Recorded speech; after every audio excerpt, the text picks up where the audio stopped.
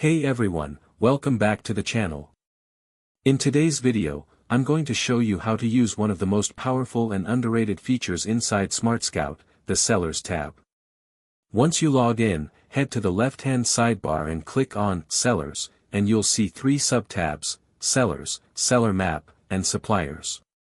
In the Sellers view, you get a full list of third-party Amazon sellers, along with their estimated revenue, number of ASINs, top categories, and whether they're resellers or private label sellers. You can filter by category, revenue range, and more, and even click into a seller to see the exact brands and products they carry. Then switch to the Seller Map tab, where you can explore sellers across the globe with an interactive heat map, perfect for spotting competition or finding opportunities in specific regions. And finally, the Suppliers tab shows sellers who act as wholesalers, along with the number of brands they work with and how dominant they are.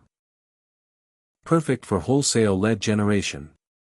If you're looking to grow your Amazon business, this one section of SmartScout can give you everything you need to research competitors, find suppliers, and uncover opportunities.